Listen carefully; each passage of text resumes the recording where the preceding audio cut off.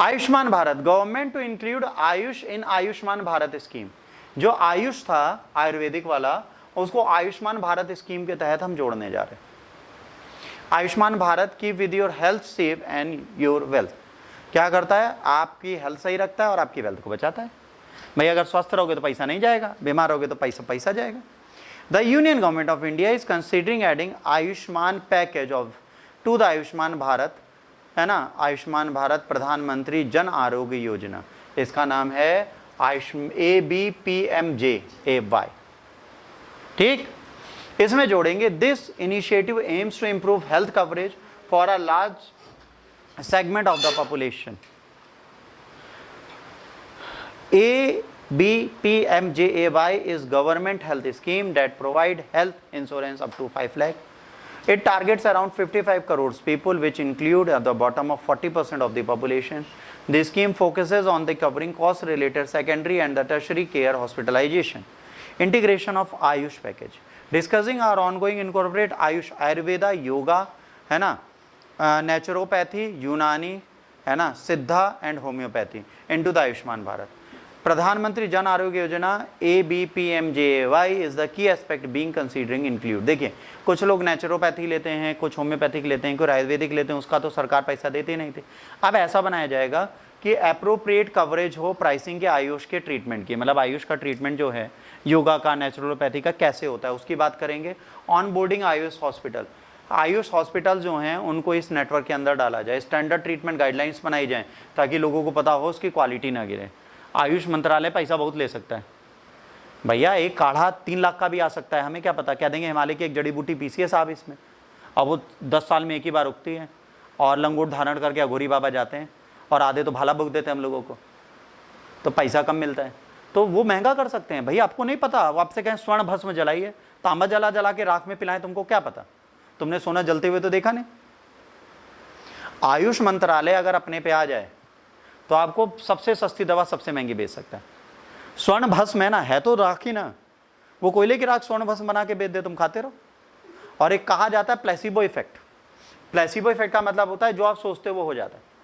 जैसे कि एग्जाम्पल आपको दिया था, याद है ज्योतिषा वैद वाला, कि एक गांव का व्यक्ति जाता है, कहता है वैद साहब से मिलना है, तो कहते हैं वैद साहब तो गाँव में खेती कर रहे हैं, खेत में जाता है, कहता है वैद साहब मेरे पेट में ये समस्या है, तो पेपर मिलता नहीं, ईंट उठाते, ईंट पे दवा लिख के दे देते हैं कि इसको पानी में घोल के रोज पीते रहना। वो 3 महीने बाद वापस आता है, वैद साहब से कहता है वैद साहब सारी चीज़ें सही हो, बस थोड़ी गैस की प्रॉब्लम है। कह रहे पर्चा दे, कह रहे बस यही थी, ईंट घोल घोल के पीते रहते, इतना सही हो गया। तो वैद साहब फिर से उसे ईटी पे लिख के दे देते। समझिए, यहाँ से हम ज़्यादा सही होते हैं, यहाँ से कम। गोलियों से ज़्यादा इंसान प्लेसिबो इफेक्ट से सही होता है। तो आयुष्मान मंत्रालय का एक भी बढ़िया सा कोई आयुर्वेदाचार्य कहे कि स्वर्ण भस्म खिला रहे हैं और रोज कोयले की राख तुम्हें पिलाता रहे, तुम्हारी इम्यूनिटी अपने आप बढ़ जाएगी, तुम्हारा टेस्टोस्टेरोन हाई हो जाएगा, तुम 80 साल में 21 साल के यंग बन जाओगे। तो दिमाग कह रहा है, खून की नसें सब सही, बॉडी पूरी खुल गई, हर जगह नसें फूल गई। भाई जादू है, placebo effect is a magic.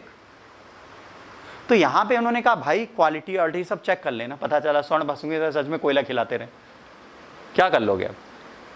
स्वर्ण भस्म की टैबलेट तुम देखने गए थे, कितने की थी, 800 की 2 या 3 ऐसे कुछ थी ना, 1600 की 10। Defined treatment outcomes. अब यहां पर ये भी पता चले भाई जो ट्रीटमेंट कर रहे हो उसका रिजल्ट क्या है। जैसे हमने कहा सर आपको बीटोडिन लगाएंगे आपके घाव पे और ये लगाएंगे, इससे इतने दिनों में सूख जाएगा। आयुष्मान मंत्रालय कितने दिनों में सुखाएगा पता है ना, कौन सी बूटी लगाएगा। तो किसी भी हॉस्पिटल को लिस्ट करने से पहले उसका ऑथेंटिफिकेशन चेक करना जरूरी है, वरना आयुष्मान मंत्रालय 5 लाख तो एक ही बूटी में खा जाएगा तुम्हारे, क्या करोगे। Assessing the cost impact and the financial sustainability include Ayush in scheme. अब एसेस करेंगे कॉस्ट इंपैक्ट कितना आएगा। भाई आयुर्वेदा में तो ट्रीटमेंट ही नहीं होगा, आयुर्वेदा में तो इलाज भी नहीं होगा, आयुर्वेदा में तो जांच भी नहीं होती लोगों की। आपको छोटा एग्जांपल देता हूं, थोड़ा अश्लील है पर छोटा है। भकंदर, जिसको आप फिस्कुला बोलते हैं, बवासीर का बाप, जब उसका इलाज होता है तो आयुर्वेदा में थ्रेड थेरेपी की जाती है। मतलब एक धागा होता है, उसे एनल में डाल के उनको अंदर से काटा जाता है, ठीक। इसमें कॉस्टिंग कुछ नहीं जाती कायदे से देखा जाए, बट डॉक्टर की स्किल होती है ना, वो जो काट रहा है वही कट रहा है कि नहीं। इंटरनल बॉडी में कुछ और काट दिया तो वो जब डॉक्टर कार्य करता है तो उस कुशलता के पैसे लेता है। और वो श्योर करता है कि हम जड़ से पाइल्स को काट देंगे या बवासीर को काट देंगे या भकंदर को काट देंगे। अब इसके लिए आप स्टैंडर्डाइजेशन कैसे करोगे? इंडोस्कोपी कराओगे उसकी? नहीं करा सकते। इंडोस्कोपी मुंह से भी होती है, एनल से भी होती है। जब भी इंडोस्कोपी कराने जाइए ये ध्यान रखिए कहां से डाला जा रहा है। उल्टा कर दिया कहीं तो फिर आप बीमार 100% पड़ोगे। इंडोस्कोपी जब की जाती है तो इंटरनल बॉडी के अंदर कैमरा डाला जाता है, इन शॉर्ट ही समझ लीजिए। जब वो करा जाएगा तो आपको पता तो चले। अब आयुष मंत्रालय तो जांच भी नहीं कराते, जल्दी कराते हैं, बस आपकी नब्ज पकड़ते हैं, आयुर्वेदाचार्य बोलते हैं आप बहुत बीमार है, आपका उच्च रक्तचाप है, आप ये काढ़ा पी लीजिए, आप सही हो जाएंगे। जैसे बाबा रामदेव खुद कहते हैं सांस की समस्या आपकी दूर हो जाएगी, खुद की दूर नहीं हो दूसरों कर रहे। आप समझिए, उन्होंने कहा वो कोरोना वाली एक लाए थे कोविनाइल, खाते रहो कोरोना होगा ही नहीं। फिर हाईकोर्ट ने सुप्रीम कोर्ट ने कैसे कह रहे हमने खुद जांचा, कह रहे किस पे जांचा, कह रहे लोगों पे। कौन से लोगों पे ये नहीं बता सकते। अपना रिसर्च पेपर, अपना आउटकम, अपना रिजल्ट। ये हुआ कि यूपीएससी का टीचर भी मैं, स्टूडेंट भी मैं, इन्वेटर भी मैं, फाइनल सेलेक्टर भी मैं। पेपर भी खुद बनाया, पढ़ा भी खुद, आंसर भी खुद लिख के, चेक भी खुद किया, रिजल्ट भी खुद डिक्लेयर कर दिया, नौकरी में भी खुद चले गए। ये है आशाराम। आशाराम नहीं, कौन से बाबा? आशाराम तो जेल में, बाबा रामदेव। आशाराम से तो आशा ही नहीं रह गई। Public health is mainly managed by the state government. अब पब्लिक हेल्थ कौन करता है? State management. तो वो इंचार्ज है आयुष ट्रीटमेंट सर्विसेज का। Ministry of Ayush support these efforts through the national Ayush mission. Ayush ministry किसके अंतर्गत है? आयुष की जितने हॉस्पिटल हैं राज्य के अंतर्गत हैं, और इसको आयुष नेशनल मिशन जो है उसके तहत इसको डाला जाता है। ये एक स्पॉन्सर्ड स्कीम है। Scheme help state by providing funding and resources. अब आयुष ट्रीटमेंट के लिए केंद्र सरकार दवाइयां देती है, काढ़ा देती है, च्यवनप्राश देती है। जैसे एक हम लोगों की स्टूडेंट है साक्षी मरवाहा मैम, वो कहती हैं सर इतना हमारे पास च्यवनप्राश आ जाता है कि हमें फ्री में बांटना पड़ता है, और कहते हैं पेटी बेच देंगे। हम भी क्या करेंगे गर्मी में च्यवनप्राश? अब ठंड की चीज गर्मी में खिलाओ, गर्मी की चीज ठंड में खिलाओ, फायदा क्या है? आयुष मंत्रालय कुछ ऐसे काम करता है, पर ठीक है करता तो है। Access of central government employees. Central government employees and the pensioner enrolled in the central government health scheme. अब देखो, सेंट्रल गवर्नमेंट के कर्मचारी और जो पेंशन पा चुके हैं उनको एक्सेस दिया जाना चाहिए allopathic and Ayush health care services का। इन्होंने कहा इसमें किसको रखो? उनको रखो जो डॉक्टर रिटायर हो चुके, उनको दो आप। दोनों का काम, आयुष हेल्थ केयर का और एलोपैथिक का। Currently central government health scheme operates 110 Ayush wellness centres and 1 Ayurvedic hospital across India. पूरे भारत में सिर्फ एक आयुर्वेदिक अस्पताल है। एक अस्पताल की कीमत तुम क्या समझो आयुर्वेदिक ट्रीटमेंट वालों, है ना? Providing a range of Ayush treatment and their services. अब देखो 110 वेलनेस सेंटर है। लखनऊ में आयुष मंत्रालय का वेलनेस सेंटर कहाँ है? कहीं नहीं। एक अस्पताल ढूंढो आयुष मंत्रालय का, कहाँ है? कहाँ है? कहाँ है? कहाँ है? आपको जवाब मिलेगा ना है, ना है, ना है। क्यों नहीं? किसकी गलती से? यहां पर आपको पतंजलि आयुर केंद्र मिलेंगे, और वो वैदाचार कभी कभार इतने गुस्से में होते हैं। हमारा उच्च रक्तचाप था, उसी दिन हमको थोड़ा सा हृदय में दर्द हुआ था, हम उस डॉक्टर के यहाँ पहुंच गए। वो ऐसे गरिया रहा था बोर्ड वाले को कि हमारा हार्ट और बढ़ गया, हम चले। हमने कहा दवाई नहीं लेंगे तुमसे, आज सनक गया था, वो चिल्लाए पड़ा था। खुद का रक्तचाप सही नहीं कर पा रहे, दूसरों करेंगे बेचारे। पर ठीक है, जीवन है। What is Ayush package? Ayush package promotes Ayurveda, Yoga, Unani, Siddha, Homeopathy in India, aiming to improve access to the quality of healthcare. It integrates traditional method with modern medication. ये क्या करता है? प्राचीन काल की पद्धतियों को आधुनिक काल की पद्धतियों के साथ मिला देता है। आपको कैप्सूल बना के दे रहे हैं, आपको वो गोल बूटियां नहीं देते ना। Now Ayurveda is also have the capsule form. एक दवाई आती है पतंजलि की, कभी लेना, पीड़ानाइल, 10 कैप्सूल्स देते हैं 590 रुपए की।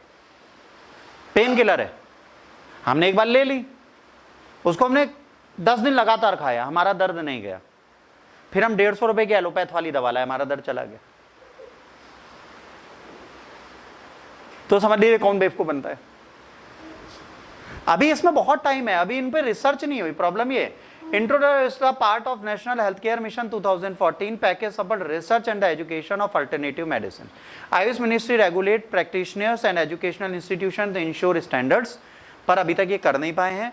Ayush remedies are incorporated into the national health policy supporting prevention of the health care and wellness of the tourism. भाई आयुर्वेदिक अच्छा है, पता है कहाँ का? अगर आप चाहें तो केरला का। आप केरल जाइए, केरल में आयुर्वेदिक ट्रीटमेंट लीजिए, आपको सच में मजा आएगी। नेचुरोपैथी वहाँ लीजिए। केरल में बढ़िया आयुर्वेदिक पार्लर्स हैं, आयुर्वेदिक हॉस्पिटल्स हैं जहाँ पे आयुर्वेदिक खाना बिकता है।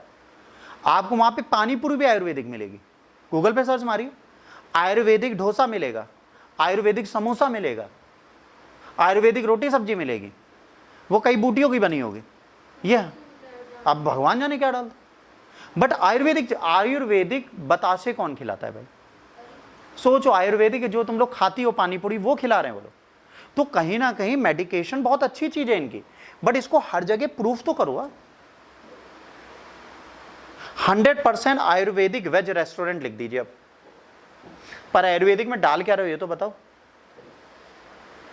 मेरे हिसाब से आयुर्वेदिक पराठा तो हो ही नहीं सकता, आयुर्वेदिक समोसा भी नहीं हो सकता, फिर आयुर्वेदिक पेटीज, आयुर्वेदिक पेस्ट्रीज, ये सब क्या है? बेवकूफ बनाने का तरीका ही तो हुआ।